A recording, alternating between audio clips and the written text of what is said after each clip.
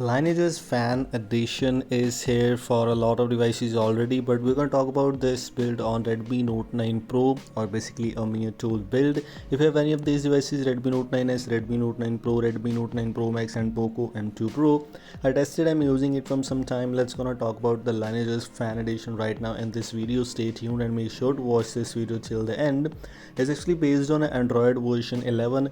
Lineage's basically is actually Lineage's, but Fan Edition comes with some extra goodies, some extra customization options, or not actually customization options, but some useful features which most of the users always use on their devices on a regular basis. So this is why you should definitely give it a try on your device if you want to. If we talk about the default launcher settings, it's not come with the Trebuchet launcher or else like that. It comes with this launcher which comes with some extra customizations. If you don't know, launcher is a very good kind of custom launcher out there in which you get some extra customization options, dock icon customizations, you can customize the gestures, you can customize a lot of things. By the way, it is now not actually most customizable launcher out there.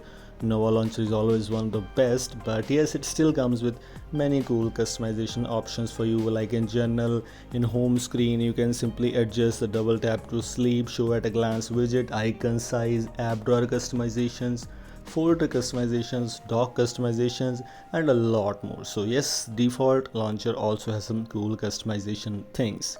And the CPU throttling related things, as I was not able to properly calculate this, but with this 30-second of clip you will get an idea that how would be the performance. As I'm using it from some time, I didn't got any single lag at all, and the performance was up to the mark.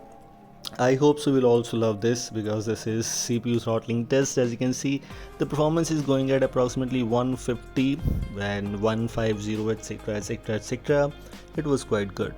And in terms of Antutu Geekbench score, the Antutu Geekbench score is a little bit below to the mark which I was expecting.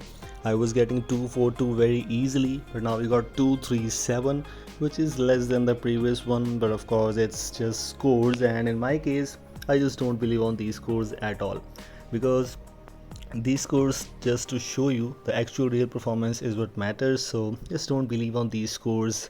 But yes, if you still want to check it out, this is the Geekbench score which I'm getting here, which is the Antutu benchmark score. 237 is not bad though.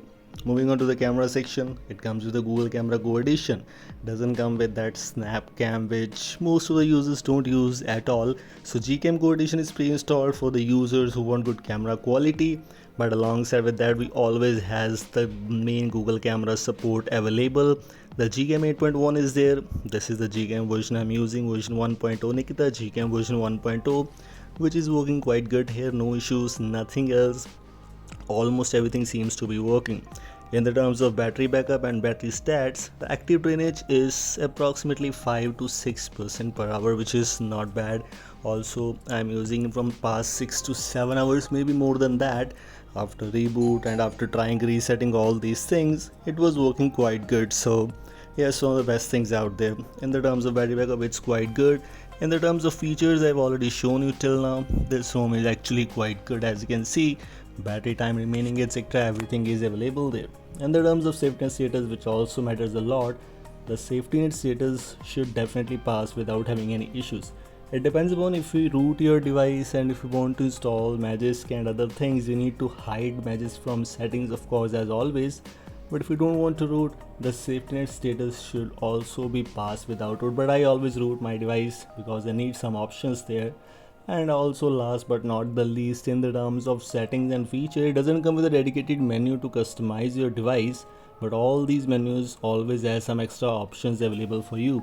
For example, if you move to the display section and swipe down, you have show data disabled icon customization, double tap to sleep, enable blur, 4G icon, and like that, a lot of extra customizations in sound, storage, etc. In security, everywhere we have some extra cool, interesting customization options available for you in the system. You can customize some status bar things and a lot more. These are things you get here, and this is Lineage's Fan Edition. If you want to install this, link is in the description.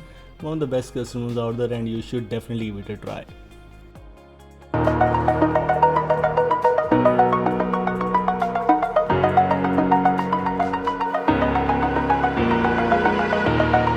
Over the edge, feel like I'm floating through yeah.